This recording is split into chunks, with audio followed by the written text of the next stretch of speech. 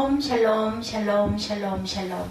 하나님 사랑합니다. 여러분 주 안에서 사랑합니다. 오늘 역대상 말씀이죠. 네, 법궤를 다시 모십니다. 다윗이 우스아의 그 죽음으로 인해서 오베데돔의 집에 40일 동안 놔뒀다가 계속 마음에 불편함이 오죠.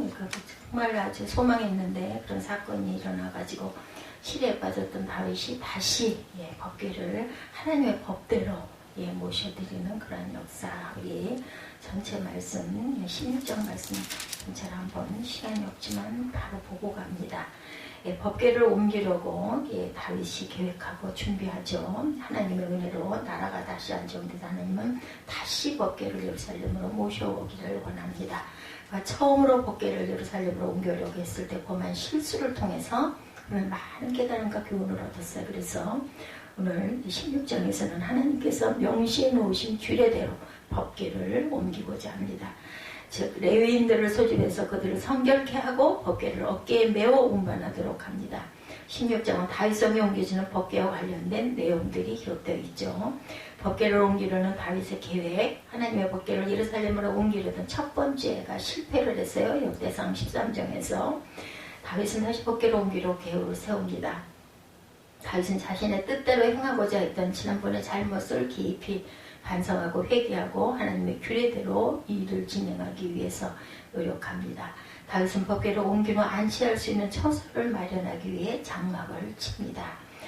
다윗 성에 대해서 사무엘하 5장 9절에 다윗이 그 산성에 살면서 다윗성이라 이름하고 다윗이 밀러에서부터 안으로 성을 둘러쳤더라 이렇게 증거하고 있습니다. 사무엘하 5장에 궤를 메어오려고 합니다. 6장 2절에 다윗이 일어나 자기와 함께 있는 모든 사람과 더불어 바알세 유다로 가서 거기서 하나님의 궤를 메어오려 하니 그 궤는 그룹들 사이에 좌정하신 만군의 야훼의 이름으로 불리는 것이라.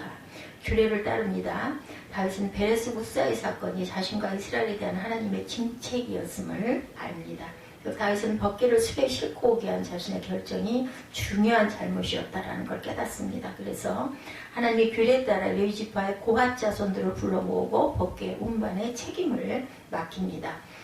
이때 다윗은 하나님께서 레위 족속에게 부여하신 특별한 사명에 대해 다시 한번 새로이 확인하고 선포하죠. 언약궤는 레위인의 담당이다. 여호수아 3장 3절이죠. 백성에게 명령하여 이르되 너희는 레위 사람 제사장들이 내 하나님 야훼의 언약궤 메는 것을 보거든 너희가 있는 곳을 떠나 그 뒤를 따르라. 레위 지파는 하나님의 구별된 자들이죠. 신명기 10장 8절입니다. 그때 야훼께서 레위 지파를 구별하여 야훼의 언약궤를 메게 하며 야훼 앞에 서서 그를 섬기며 또 여호와의 이름으로 축복하게 하셨으니 그 일은 오늘까지 이르느니라. 법궤를 메는 레위인죠. 법궤를 메어오는 막중한 책임을 맡게 된 레위인들은 하나님이 정해주신 규례에 따라 자신들의 몸을 성결케 하죠. 성결은 육체를 청결케 하는 것뿐 아니라 마음을 거룩하게 하고 삶을 정돈하며 바르게 하는 것입니다. 레위인들은 법궤를 메어 옮길 모든 체제가 갖추어지자 하나님께서 모세에게 명하셨던 대로 법궤를 메어 올렸습니다. 하나님 앞에서는 레위인이죠. 민수기 8장 13절에 레위인을 아론과 그의 아들들 앞에 세워 야훼께 요제로 드릴지어다. 요제는 이렇게 흔들어서 드리는 그런 제사법입니다. 몸을 성결케 하는 제사장과 레위인 역대상 15장 14절에 증거합니다. 이에 제사장들과 레위 사람들이 이스라엘 하나님 야훼께를 메어 올려 가려 하여 몸을 성결하게 하죠. 먼저 모세가 야훼 말씀을 따라 명령한 대로 레위 자손이 채 하나님의 궤를 꿰어 어깨에 매니라. 법궤 이동을 위한 찬양대를 준비하죠. 찬양대를 조직하라는 다윗의 명령을 합니다. 5절부터 이루어지죠. 다윗은 레위 지파의 어른들에게 노래하는 자를 세워서 갖가지 악기를 연주하여 즐거운 소리로 하나님께 찬양하도록 명하죠. 이에 따라 비파와 수금과 재금 등의 악기가 찬양에 사용됩니다. 그리고 더불어 아름다운 음률이 있는 노래가 불려지죠. 다윗이 처음 레위 족속의 어른들에게 찬양대를 세우도록 명한 것은 법궤 이동을 한층 기쁘고 영광된 의식으로 진행하기 위해서였죠. 레위인에게 찬양할 것을 명하는 다윗의 모습 역대상 15장 16절입니다. 다윗이 레위 지파의 어른들에게 명령하여 그의 형제들을 노래하는 자들로 세우고 비파와 수금과 재금 등의 악기를 울려 즐거운 소리를 크게 내라 하매 레위 사람이 요엘의 아들 헤만과 그의 형제 중 베레야의 아들 아삽과 그의 형제 무라리 자손 중에 구사야의 아들 에단을 세웠다. 증거하죠. 각종 악기와 동반된 노래 5장 13절 역대하입니다. 나팔 부는 자와 노래하는 자들이 일제히 소리를 내어 야훼를 찬송하며 감사하는데 나팔 불고 재금치고 모든 악기를 울리며 소리를 높여 야훼를 찬송하여 이르되 선하시도다 그의 자비하심이 영원히 있도다매 그때 야훼 전에 구름이 가득했다. 제사장들이 그 구름으로 말미암아 능히 서서 섬기지 못하였으니 이는 여호와의 영광이 하나님의 전에 가득함이었더라. 찬양대의 모습이 7절부터 나타납니다. 다윗은 레위 지파의 어른들에게 찬양대를 세울 것을 명했죠. 먼저 헤만과 아삽과 에단은 노재금으로 소리를 내도록 하죠. 그리고 어떤 자들은 비파를 타 높은 음을 맞추도록 했고 어떤 자들은 수금을 타서 가장 낮은 8째 음에 맞추어 인도하도록 합니다. 또한 탁월한 음악 솜씨를 가진 자를 택해 음악을 지도하게 했고 더욱이 궤 앞에서 제사장들이 나팔을 불게 합니다. 헤만에 대해서 역대상 6장 33절입니다. 직무를 행하는 자와 그의 아들들은 이러하니 그 아세 자손 중에 헤만은 찬송하는 자라. 그는 요엘의 아들이요 요엘은 삽벨의 아들이다. 증거합니다. 사무엘은 엘가나의 아들이요 엘가나는 여로함의 아들이요 여로함은 엘리엘의 아들이요 엘리엘은 도아의 아들이다. 악사 그들은 아브라함에게 하신 언약이며 이삭에게 하신 맹세이며 이는 야곱에게 세우신 율례 곧 이스라엘에게 하신 영원한 언약이다. 성과 대하는 별개의 직능에 대해서 말씀하셨었죠. 37절에서 40절에 다윗이 유명한 성가대 운동단 안에 성과 대하는 별개의 직능이 포함되어 있습니다. 그것은 하나님의 궤 앞에서 문을 지키는 문지기들 아주 중요한 직무였습니다. 문지기는 법궤가 모셔진 성소의 문을 지키는 임무를 수행합니다. 얘들은 불경스럽게 드나드는 자가 없도록 경계하는 일을 감당하죠.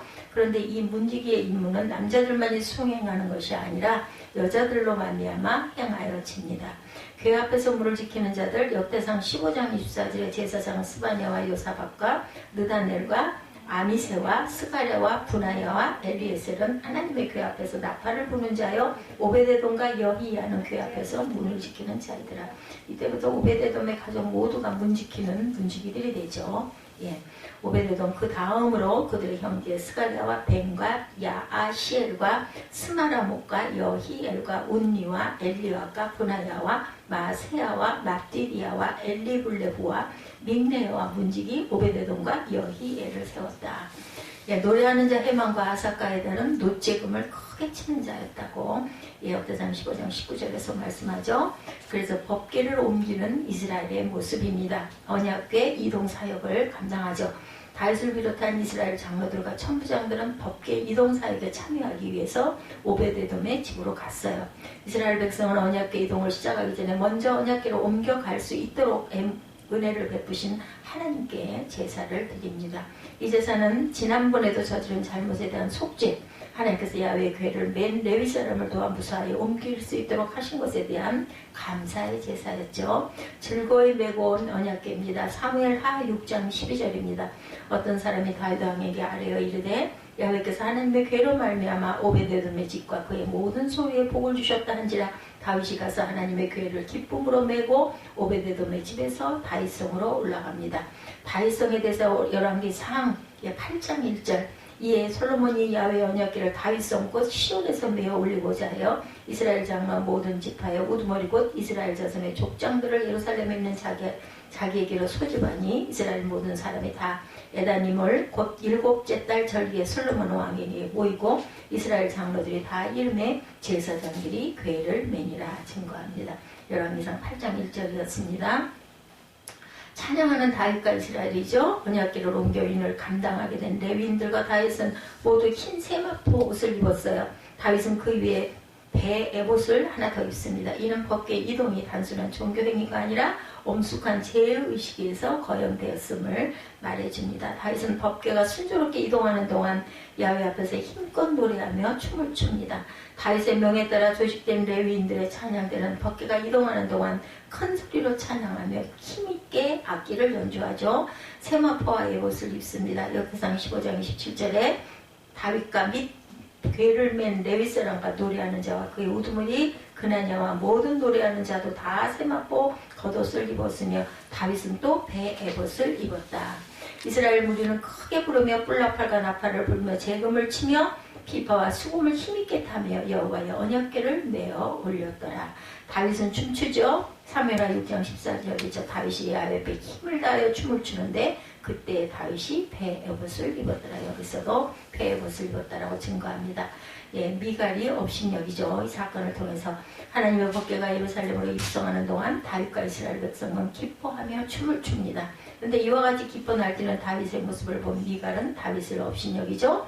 미갈은 하나님을 찬양하는 다윗의 행위를 왕의 채통을 떨어뜨리고 예, 경솔하게 행동한다라고 예, 아주 비웃어댑니다. 그렇게 함부로 자식을 낳지 못하죠. 다시는 미갈 곁에 가지를 않습니다. 다윗이 예, 다윗을 흉보는 그 사무엘하 6장 20절이죠. 다윗이 자기의 가족에게 축복하러 돌아오며 사울의 딸 미갈이 나와 다윗을 맞으며 이르되 이스라엘 왕이 오늘 어떻게 영화로우신지 방탕한 자가 염치 없이 자기의 몸을 드러내는 것처럼 오늘 그의 신복의 계집종의 눈앞에 몸을 드러내셨도다. 이렇게 비웃습니다.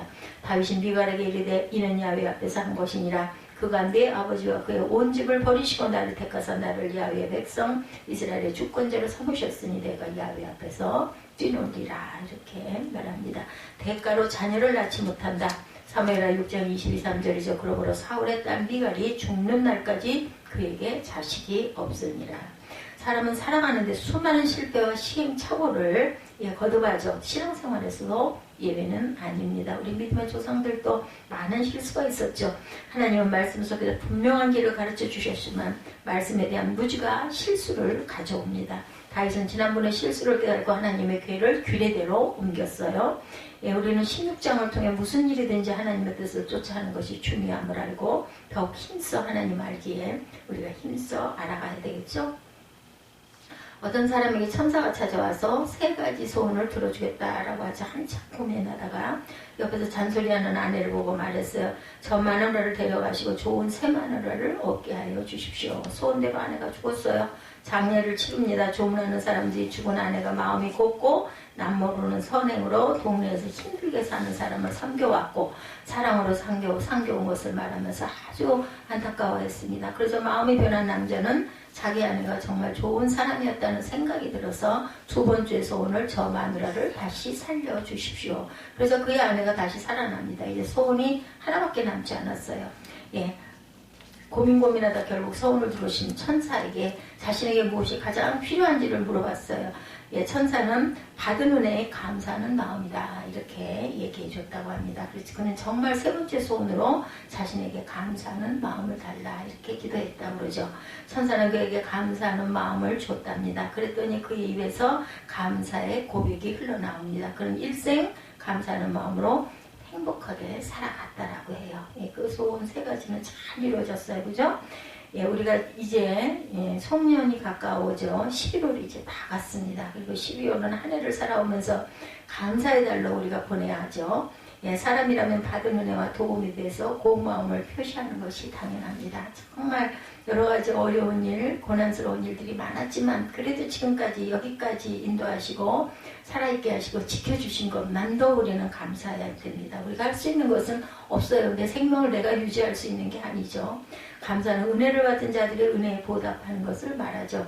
예, 감사라는 글자를 보면 느낄감, 사례할사 이렇게 쓰죠. 감사는 도움을 받거나 은혜 받은 사람이 도움을 주고 은혜를 베풀어 주신 이에게 고마움을 느끼고 고마움을 마음을 보답하는 것을 감사라고 하죠. 생각함으로 감사가 생겨나게 된다. thinking, 예, process thinking 이렇게 말합니다. thinking, 예, process thinking. 예, 생각한다는 말과 감사한다는 말, 영어로 think와 think는 같은 어원을 가진 말이죠. 우리말의 사람이라는 말과 사랑이라는 말도 같은 어원을 가졌다고 합니다. 산다는 말, 사랑이라는 live와 love도 같은 어원을 가졌다는 거죠. 생각한다는 말과 감사한다는 말이 같은 어원을 가진 말이라고 하니까 아주 교훈적인 의미가 있다는 거죠. 깊이 생각해보면 감사하지 않은 것은 하나도 없습니다. 우리가 누구에게 선물을 받았다고 하면 그 선물을 준비한 그 사람의 마음이 무엇이며 왜 그런 선물을 준비하는 것을까를 많은 생각을 합니다. 그런 깊은 생각 끝에 나와 같은 사람을 귀하고 소중하게 보는 그 사람에 대해서 우리가 감사하는 마음이 생기게 되죠. 오늘 불신의 시대이기도 해요. 예, 독불 장군으로 살아가려는 시대에는 감사를 찾아보기가 힘듭니다. 내가 잘해, 내가 해, 뭐 내가 할 거야, 이런 이야기들. 예, 감사 부재의 시대예요. 예, 우리 자녀들 참 문제가 많은 그런 아주 기가 막힌 시대를 우리가 살고 있습니다. 예, 말이 들어가질 않아요. 아무리 뭐 좋은 얘기를 해줘도 그냥 넘어가 버리고 그만입니다. 이기적으로 살아가는 것을 당연한 권리다. 내가 나를 살 거야. 누가 자녀를 기르겠습니까? 이런 시대에 오늘 많은 사람들이 감사함을 가지려고 아니하고 감사하다고 감사를 표현하는 것을 수치로 알고 내가 낮아지는 걸로 생각해요. 감사합니다 하는 소리를 나약한 사람으로 알려는 경향들이 너무나 많습니다. 로마서 1장 21절입니다. 하나님을 알되 하나님을 영화롭게도 아니하며 감사하지도 아니하고 오히려 그 생각이 허망하여지며 미련한 마음이 어두워졌다. 이렇게 말씀합니다. 불신의 현대를 가장 솔직하게 말하는 사도 바울이 이렇게 지적합니다. 현대인들은 하나님을 알면서도 하나님으로 받들어 섬기지 않고 감사하기는커녕 오히려 생각이 허망해져서 그들의 어리석은 마음이 어둠으로 가득 차 있습니다. 하나님을 안다면 하나님이 합당하고 알맞는 예우로 영광을 돌려야 하는데 하나님을 영원하게 아니하고 감사하지도 아니하고 생각은 허망해져 있다. 로마서 1장 21절이죠. 똑같은 말씀이죠. 하나님을 알 때 영화롭게도 감사하지도 아니하고 오히려 생각이 허망하여지고 미련한 마음이 어두워졌다라는 거죠. 예, 영화롭게 아니하고 감사하지도 않습니다. 생각이 허망해져 허망한 데다만 자꾸 뜻을 둡니다. 그들의 지각 없는 마음이 어두워졌습니다. 결국 뭐를 얻어요? 질병밖에 없어요. 이렇게 되면. 그래서 정신적인 공황장애를 앓고 갑니다. 감사는 사랑이 보답하는 사랑입니다. 그런데 인생의 비구는 감사를 모르는 데서 시작이 된다는 것. 우선 저희들의 가정을 생각해보죠. 우리 자녀들은 자기 부모에게 감사해야 함에도 불구하고 묵묵부답입니다. 뭘 사줘도 전혀 감동이 없어요. 감사합니다라는 말은 아예 없어요. 입을 것인가 말 것인가 선택의 소리가까지 나오게 합니다. 예. 자녀들은 무한보상 평생에 예수 무한리필 이런 생각을 갖고 살죠. 부모의 눈에는 40이 넘어 50이 되는 자식이라도 그냥 자식으로 보인다는 거죠. 얼마나 힘들게 살아가고 있는가 해서 안쓰러워합니다. 우리 인생길에 한 주간만 돌아보지 않고 내버려두면 죽을 수밖에 없는 시기가 있어요. 모든 생물 중에도 스스로 살아가기까지 가장 오랜 시간이 걸리는 생물이 있다면 인간이라고 하죠. 태어나 초등학교에 들어가기까지 한시도 눈을 떼어놓을 수 없을 만큼 보살핌이 필요합니다. 우리 인간은 태어나 장성하여 스스로 세상을 살아가기까지 적게는 20년, 많게는 30년이 걸리죠. 예, 송아지는 태어나자마자 걸어다니는데 우리 사람은 부모의 돌봄이 없으면 생존할 수 없는 존재들이다. 서서 일어나서 걷기까지 그죠? 1년여가 걸리죠. 연로한 부모가 귀찮다고 말하는 자식이 있다면 나는 큰 불효자식이라고 생각을 해야 합니다. 재미있는 말 같지만 리오 왕은 자신의 비극을 한탄하면서 말했다고 그래요. 배은망덕한 자녀를 갖기보다는 독사에게 물리는 편이 훨씬 낫도다. 이런 말을 했다고 합니다. 리오 왕이. 윌리엄 버클레이 주석에 보면 이런 시가 나옵니다. 불어라 불어라 겨울바람아 은혜 모르는 인간에 비하면 너는 그렇게 차갑지 않구나. 예, 이렇게 증거했다고 그래요. 은혜를 모르는 자식은 겨울바람보다 차갑다고 말합니다. 중국의 성인이라고 칭송받는 공자는 자기는 이런 인간상을 싫어한다고 합니다. 그가 싫어하는 인간상은 첫째 타인의 실패를 기뻐하는 자, 둘째 윗사람을 헐뜯는 자, 앞에서는 예의하면서 맞장구 치고 뒤에서는 욕하는 자, 셋째 용기는 있으나 예의가 없는 자, 이런 사람은 난폭을 용기로 착각하는 자들이라고 하죠. 넷째 배은망덕한 자, 감사할 줄 모르는 자라고 했다고 그래요. 네, 공자가. 그중 가장 싫어하는 자는 감사할 줄 모르는 자다. 감사 생활은 몸에 배워야 합니다. 미안합니다. 감사합니다. 이런 말은 우리 입에 항상 달고 살아야 되죠. 사람다움이라고 하는 것은 미안함을 아는 데 있고 고마움을 아는 데 있습니다. 만물의 영장이고 하나님의 형상대로 지음받은 사람이라고 하는 조금의 실수와 폐를 끼치게 되었다면 당연히 얼른 죄송합니다 해야 되죠. 조금의 배려에도 또한 감사합니다 라고 말할 줄 알고 입술로 그냥 립싱크가 아니라 정말 감사하는 마음이 있어야 되죠. 윗사람에게만 고맙다고 말하지 말고 아랫사람에게도 고맙다 미안하다 할 줄 알아야 됩니다. 고마운 일은 우주에 가득 차 있고 고마운 사람들은 구름처럼 많습니다. 밥 한 끼를 먹는다고 할 때 내가 번 돈으로 먹는다고 말하지 말아야 되죠. 해와 비와 바람과 땅을 주신 하나님, 이 땅 위에 먹을 수 있는 곡식과 먹을 수 있는 채소와 맛있는 과일로 채워주신 하나님, 창조주 하나님의 은혜, 이것을 우리가 깨달아 알아야 됩니다. 무엇 하나도 우리 입으로 들어오는 거, 우리가 누리는 거, 모든 것들이 이런 계단을 통해서, 이런 순서를 통해서 하나님의 은혜로 우리가 그것을 누리고 살아간다라는 것. 농부에 흘린 땀, 농사를 지을 때 모든 도구를 만든 장인들, 곡식 수매하여 공급하는 상인들의 수고 등등 수많은 사람들로 인해서 내가 한 톨의 쌀이 내 입으로 들어가고 있다는 것을 감사해야 됩니다. 감사를 항상 하고 많이 하고 먼저 감사하는 저와 여러분들이 되시기를 주님의 이름으로 축복합니다. 뭐 보니 예수님이시죠. 예수님은 이적을 베푸실 때도 항상 감사 기도를 먼저 하셨어요. 축사하셨다라고 하죠. 예, 축사라는 사자 감사합니다. 예, 축복하는 거죠. 예, 감사를 항상 하시고 많이 하시고 먼저 감사하셨다고 그러죠.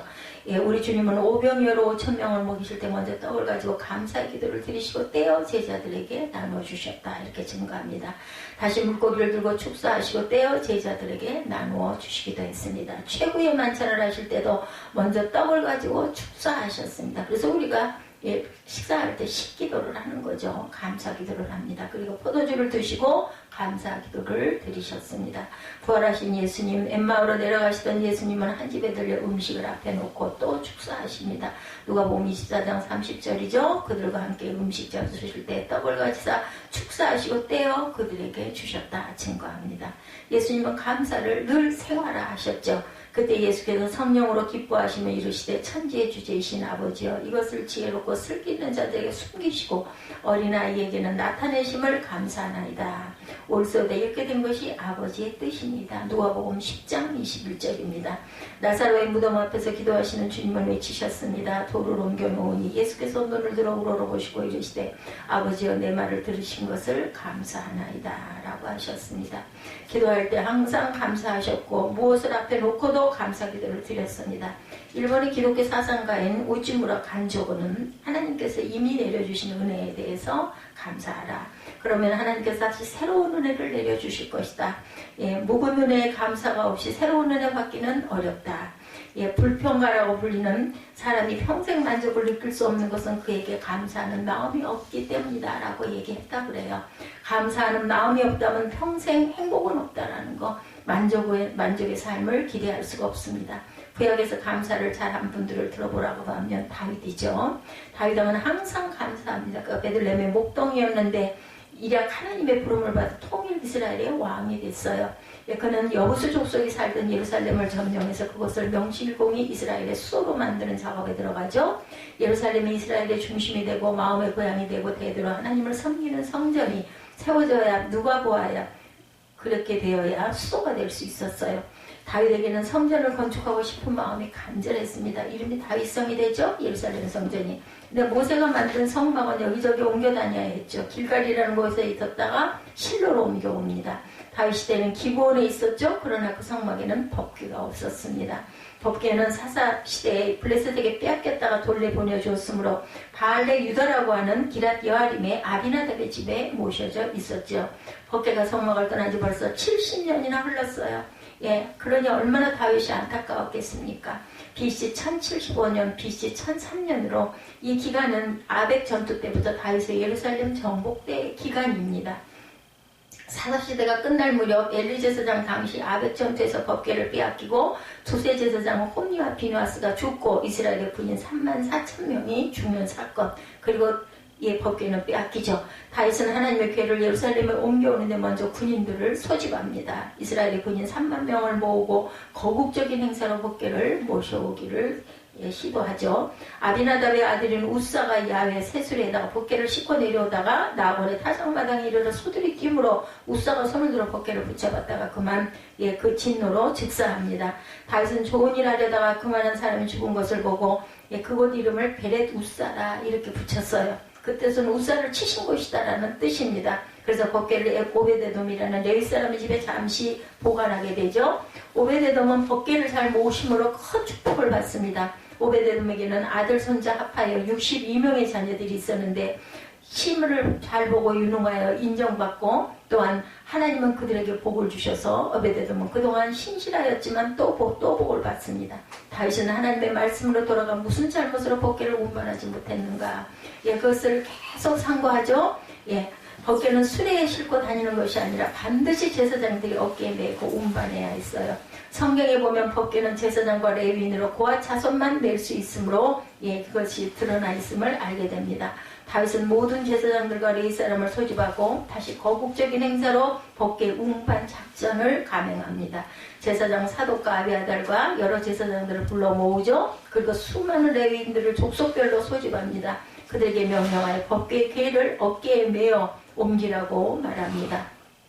그래서 이들은 오베데돔의 집으로 가 하나님의 명하신 방법대로 법궤를 옮겨오게 되죠. 법궤를 어깨에 메고 예루살렘으로 올라왔죠. 예루살렘에 새로 잊힌 장막 안에 법궤를 모셔놓고 장막 앞에서 번제와 화목제를 드리죠.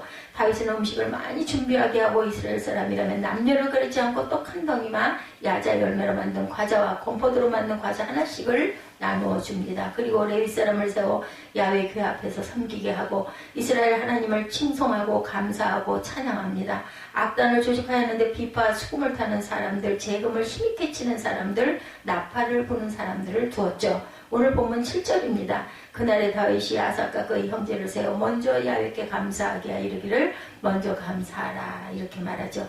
예전 개혁 성경에 그날에 다윗이 아삭과 그 형제를 세워 위선 야훼께 감사하게 하여 이르기를 위선 먼저 그죠? 7절 말씀은 감사 찬송의 서론입니다. 여기서 강조하는 것은 감사 찬송해야 하는데 위선 먼저 감사해라. 먼저라는 말씀을 우리가 꼭 기억해야 합니다. 이 말은 히브리어로 로쉬라고 하는데 머리, 헤드, 꼭대기, 우두머리, 시작, 처음, 먼저 이렇게 풀이되어 있습니다. 시간이 흐른 후에 때려진 감사는 진정한 감사가 되지 못합니다. 힘있고 능력있고 그리고 자유가 있을 때 감사해야지 힘이 없고 아무런 능력도 사라질 때 감사한다면 너무 늦은 감사라는 거죠. 다윗은 온 이스라엘의 왕이 되며 기랏 여아림에 있는 법궤를 모셔오려 합니다. 하나님의 법궤는 하나님께서 임재하시는 자리, 하나님과 대면하는 시각적인 도구이기도 했죠. 다윗이 하나님의 법궤를 모셔오기를 원한 것은 사울왕과 다른 삶의 태도를 보여줍니다. 사울왕은 블레셋에 빼앗긴 하나님의 법궤에 대해 관심을 두지 않았어요. 법궤에 대해서 잊고 삽니다. 그러나 다윗은 자신의 나라가 신정 통치의 나라가 되어야 한다는 비전을 가지고 있었어요. 다윗성이라 불려지는 예루살렘의 법궤를 모시는 것은 하나님을 왕으로 모신다는 신앙 고백이었습니다. 다윗이 법궤를 모시는 또 하나의 이유는 법궤를 모시고 그 앞에 철저히 묻고자 기도하기 위함이었습니다. 역대상 13장 3절을 보면 우리가 우리 하나님의 궤를 우리에게로 옮겨오자 사울 때는 우리가 궤 앞에서 묻지 아니하였느니라 이렇게 말씀합니다. 이 말의 뜻은 사울이 결코 하지 못하는 하나님께 묻는 일을 다윗은 해야겠다라는 고백입니다. 하나님께 매사를 물으려는 다윗, 그것이 하나님께 뿌리를 박은 다윗의 영성 생활이었습니다. 역대기서에는 야훼께 묻다로 끝나는 단어가 43회가 나옵니다. 구약 165회 중 43회라는 것은 전적으로 야훼께 묻는 자를 주목해야 하고 그를 하나님이 쓰신다라는 언급입니다. 묻다라는 이 말은 히브리어로 다나쉬 이렇게 말합니다. 무엇이든지 매사에 묻는 다윗은 겸손하고 진지한 통치자임을 말해줍니다. 역대상 13장에 보면 다윗은 하나님의 법궤를 모시려다가 1차 실패를 하죠. 우사가 죽는 불상사가 일어납니다. 그 이유는 법궤를 어깨로 메어 옮겨야 하는데 손을 펴서 궤를 붙드는 우사의 실수 때문이었던 거죠. 그래서 다윗은 다시 법궤를 모시는 시도를 하는데 2배나 더 정성과 준비로 법궤 모시기를 합니다. 법궤를 옮기는 데 있어 하나님이 정해놓으신 명령을 한 가지도 어기지 않으려고 준비합니다. 또 레위인들을 모아 정결하게 하죠. 그리고 노래하는 자들을 세워서 다양한 악기를 동원합니다. 하나님의 궤를 오베데돔의 집에서 메고 올 때 다윗은 춤추며 뛰놀죠. 하나님의 법궤를 모신다는 감격을 담아 왕의 품격과 위신을 내려놓고 뛰어놀았습니다. 그 즐거움의 날 다윗이 아삭과 그의 형제를 세워 야훼께 감사하며 마음껏 찬양했다라고 고백합니다. 그 찬양의 시 속에 다윗이 알고 있는 하나님, 다윗이 그동안 경험한 하나님이 담겨져 있는데 어떤 하나님이라고요? 언약을 지키시는 하나님. 역대상 16장 15절이죠. 너희는 그의 언약과 천대 명령하신 말씀은 영원히 기억할지어다. 언약은 아브라함을 갈대아 우르에서 불러내심으로 시작이 되었습니다. 우상 장사를 하던 부모의 가정에서부터 아브라함을 강 2편으로 불러내신 거죠. 영원한 언약은 아브라함에게 하신 언약이고 이삭에게 하신 언약이며 야곱에게 세우신 언약이고 곧 이스라엘에게 하신 언약이며 그리고 우리에게 하신 언약입니다. 언약은 브리트란 단어로 쪼갠다라는 뜻을 갖고 있습니다. 언약을 할 때 재물을 쪼개놓고 갈라진 재물 사이로 사람이 지나갑니다. 즉 하나님 앞에서 언약을 할 때 피 흘린 짐승의 쪼개짐 사이를 사람이 다니는 것은 언약을 지키지 않으면 죽는다라는 의미를 갖고 있습니다. 언약을 지킴으로 언약이 유효하고 생명의 복을 누리지만 지키지 못할 때는 죽음이라는 거죠. 그러므로 하나님은 히브리 백성을 자기 백성으로 삼으신 후에 언약을 지키지 않은 적이 없으십니다. 하나님은 한 번도 자기 백성 앞에 언약을 깨뜨리시고 불성실하거나 실수하신 적이 없는 하나님이시죠. 언약을 굳게 지키시는 하나님 앞에 어긴 자들은 유다 백성이고 이스라엘을 배반한 자들입니다. 역사상 16장 18절에서 22절에 보면 하나님의 언약은 오늘 본문입니다. 가나안 땅을 주어 기업의 지경이 되게 하리라 말씀합니다. 아브라함으로부터 요셉 시대까지 70여 명의 숫자로 늘어난 이 히브리 가족은 가나안 땅을 준다는 것이 하나님의 언약이었어요. 자본수의 사람들에게 땅이 없었습니다. 번성한 60만 명이 되었어도 내 땅이 없었어요. 땅을 보장하는 하나님의 언약은 가슴 설레는 일이겠죠. 땅을 주신다는데 그러나 아직도 그들이 사는 곳은 나그네처럼 사는 땅이었습니다. 역대상 16장 19절 오늘 본문 말씀처럼 그때 너희 사람 수가 적어 보잘것 없으며 땅에 객이 되어 유랑하도다 라고 증거합니다.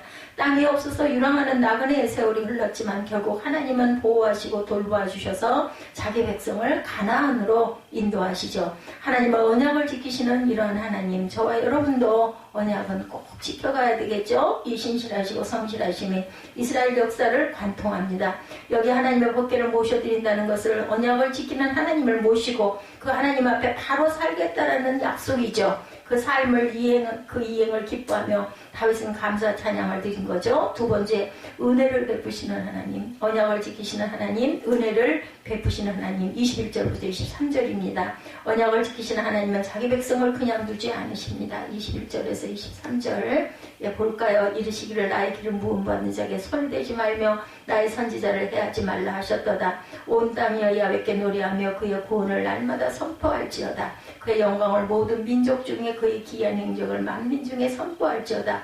야훼는 위대하시니 극진히 찬양할 것이요 모든 신보다 경외할 것이며 만국의 모든 신은 헛것이나 야훼께서는 하늘을 지으셨도다.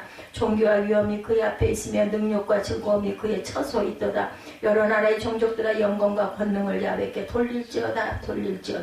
야훼 이름에 합당한 영광을 그에게 돌릴지어다. 재물을 들고 그 앞에 들어갈지어다. 아름답고 거룩한 것으로 야훼께 경배할지어다. 온 땅이여 그 앞에서 떨지어다. 세계가 굳게 서고 흔들리지 아니하는도다. 나의 기름 부은 자는 누구인고 또 나의 선지자는 누구인가? 히브리 본문에 복수로 되어 있는 기름 부은 받은 자들, 선지자들은 누굴까? 구별된 자로 부르시고 택하신 사명을 전해야 할 이들은 이스라엘 백성들이었던 거죠. 바로 저와 여러분입니다.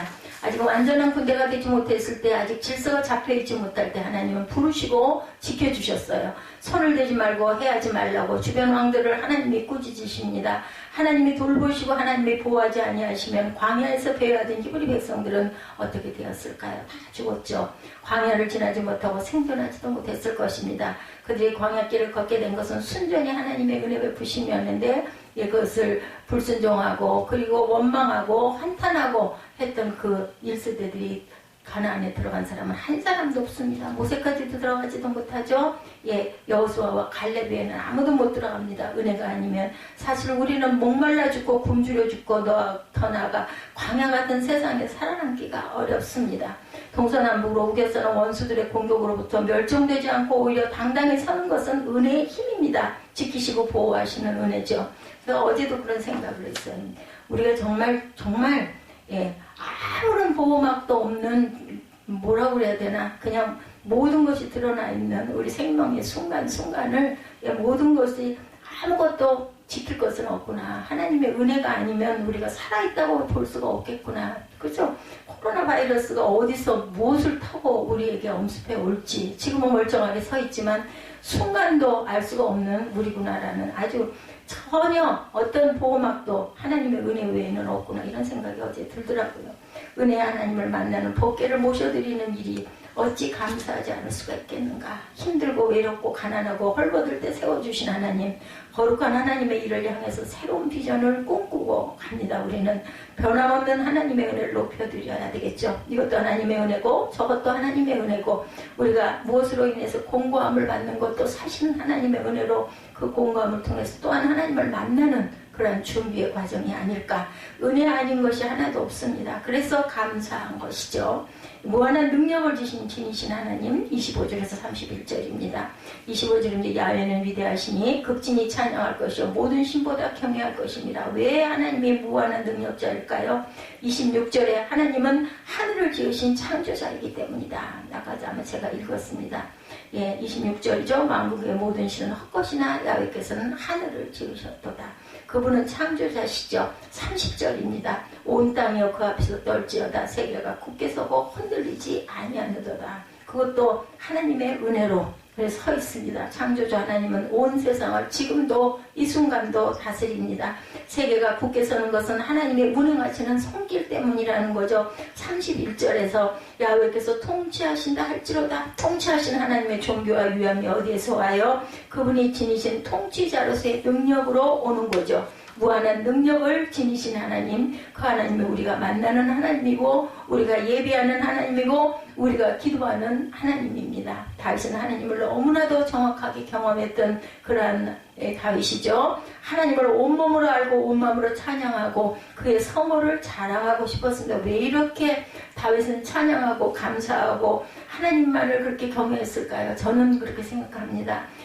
사울에게 쫓기는 10수년 동안 순간순간 지금 우리가 코로나로 무방비인 상태로 가고 있는 것처럼 그 순간 속에서 하나님께 기도하지 않았다면, 하나님을 온몸으로 느끼지 않았다면 그 도망을, 그 시간을 견딜 수가 없었을 것 같아요. 그래서 다윗은 순간순간 하나님을 경험하고 하나님을 찬양하고 감사하지 않을 수가 없었을 것입니다.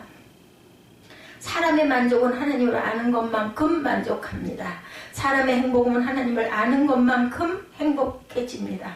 사람의 능력도 하나님을 아는 것만큼 할 수 있습니다. 다윗은 하나님을 알고 경험했기에 능력 있는 하나님께 묻고자 하는 분께 모시기에 생명을 걸고 온 마음과 온 몸을 드리고 준비하고 감사와 찬양을 드린 거죠. 과연 우리는 어떨까요, 여러분들? 복귀를 모시듯 예수님을 내 마음에 우리 가정에 모시기 때문에 감사가 넘치십니까? 여러분들 복귀를 모시듯 나를 정결하게 준비하고 계십니까? 찬양을 준비하며 하나님 앞에 나아간다는 것 때문에 춤추며 뛰놀 수 있는 마음이 저와 여러분에게 있습니까? 오늘 우리는 내가 찾은 하나님께 은혜와 무한한 능력이 가득하다고 확신하고 계십니까? 변함없는 말씀 협력을 지키는 분이라는 확신이 저와 여러분 안에 있습니까? 복귀 모시기를 즐거워했던 다윗의 마음, 여러분들 마음에 공감하고 느끼십니까? 그 마음을 가지고 하나님이 다윗에게 분부하신 모든 복을 누리는 저와 여러분이 되시기를 주님의 이름으로 축복합니다. 다윗처럼 예수님을 모신 성도들에게 오늘도 감사, 내일도 감사, 하루 종일 감사, 예배 가운데 감사, 예배 후에도 감사, 범사의 감사와 찬양이 끊어지지 않는 저와 여러분 되시기를 주님의 이름으로 축복합니다. 결단하시고 축도로 예배를 마치도록 합니다.